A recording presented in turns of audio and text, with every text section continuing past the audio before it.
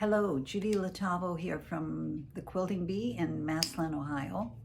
And I'm getting ready to quilt a small piece that I've just finished, that I've just pieced. And I was going to have to cut into a new package of batting. I didn't have any scrap that was quite large enough. And then I thought, I'm just going to take all my scraps of batting and put them together and sew them up and use that, because it isn't going to be used as a throw or anything. It's going to be hung on a wall in one of our guest bathrooms. So there won't be a lot of handling, and I will be comfortable with the pieced batting. However, it occurred to me, maybe you would be interested in knowing how you go about piecing your batting together. So that's what I'm going to share with you today. Okay, you can see I've already started. I had laid out some of my pieces. All I'm interested in is making certain that my pieces of batting, I have a straight edge.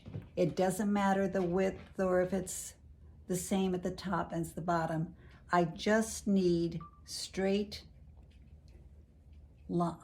cuts so that I can butt them up to each other. And that's what I have done here. I'm going to see how I can maximize my scraps. Now, I'm going to turn this over to show you something. This is not straight. So what I will do, if I can find my rotary cutter, here we go. Again, as I say, I'm not interested in it being a straight line. I'm interested in a clean, straight cut. So I'm just going to angle up here until I get to where it is straight, and I can now bring this up and abut it to my previous piece. That's all I'm going to do. I'm not going to create a seam.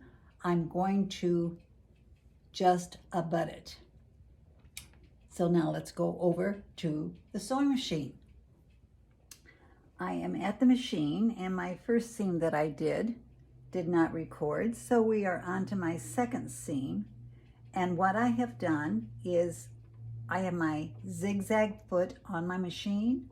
I have set it to my widest zigzag and my longest zigzag, which in my case is 5.0 for each. So I am abutting them, and I'm going to get my meeting point right in the center of the foot, and no back stitching or anything like that. I'm just going to start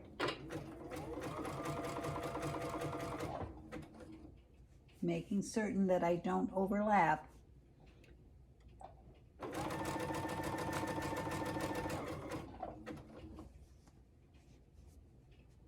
Keeping it right together so it's mushed together.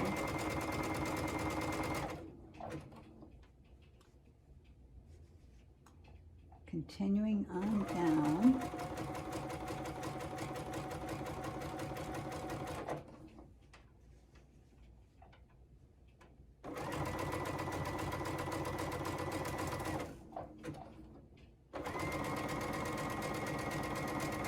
And sewing off. Let's see what we have. So I have the beginning of a nice piece of batting.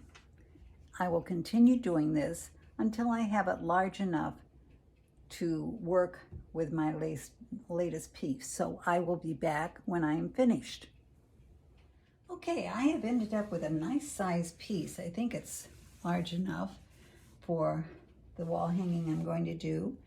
I failed to mention that, and I failed to do this, but by the time I got to my second or third seam, I realized I had forgotten to reduce the speed of my machine. It helps to go a little slower. It gives you time to get those two pieces of fabric so they are just abutting each other, just right up next to each other. So let's see if I have enough. Let's give it a look. Oh yes, oh plenty, plenty. Oh, good. Did not have to cut into that new package. Used up my bits and pieces, my extra strips from other projects. Oh, I feel so good. Feel better if it were right side up or top to the top. There. Now I feel better. So, hope this helps you think about maybe doing the same thing with some of your scraps and pieces that are left over from projects. That's it for now. See you next time. Bye.